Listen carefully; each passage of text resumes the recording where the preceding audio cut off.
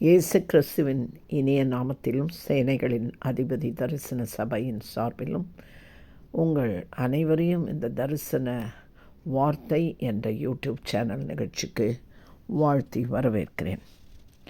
கர்த்தர் நம்ம எல்லோருக்கும் ஒரு நோக்கத்தை வைத்திருக்கிறார். அந்த நோக்கத்தை அறிந்து அதில் ஈடுபட வேண்டும் என்பதையும் அவர் வாஞ்சிக்கிறார். அதை அறிய நாம் வாஞ்சித்தால் அதை நமக்கு தெரியப்படுத்துவார். யோசேப்பிற்கு தன் நோக்கத்தை தேவன் சொப்பனத்தில் தெரியப்படுத்தினார்.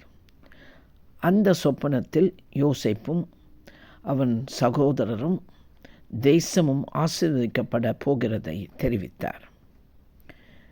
யோசேப்பு அடிப்படையில் நல்ல குணம் படைத்தவர்தான்.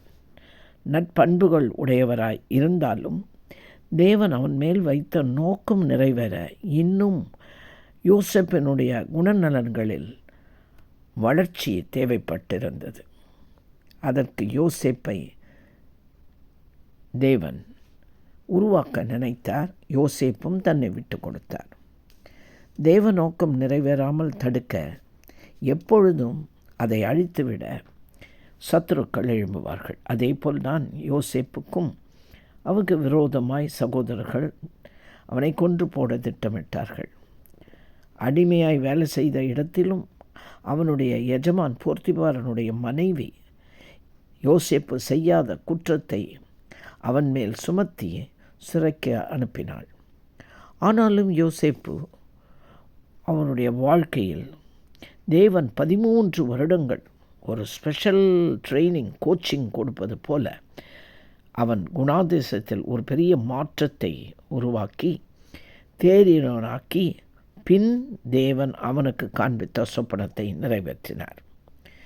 அதேபோல் தான் இஸ்ரவேல் ஜனங்களும் எகிப்திலிருந்து அவர்கள் மீட்டு கொண்டு வரப்படும்போது பாலும் தேனும் ஓடும் தேசத்தை அவர்களுக்கு வாக்களித்தார்.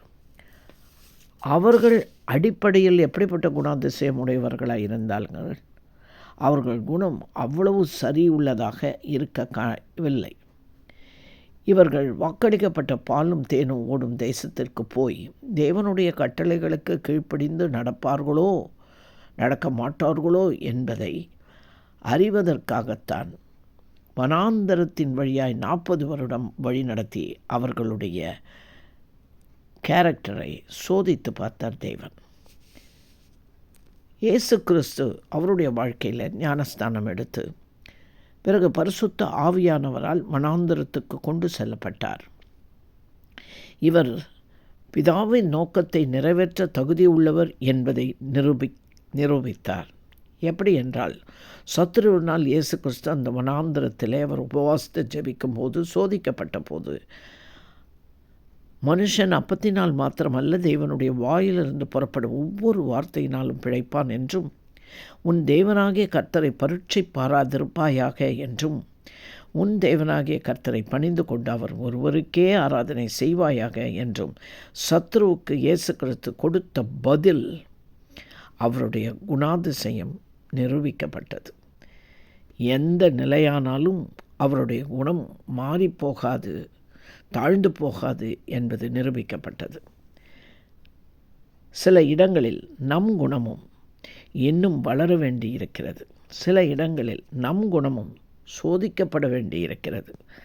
சில நேரங்களில் நமக்கு கொடுக்கப்படும் வாய்ப்புகள் தருணத்தில் நம்முடைய குணம் நிரூபிக்கப்பட வேண்டியிருக்கிறது.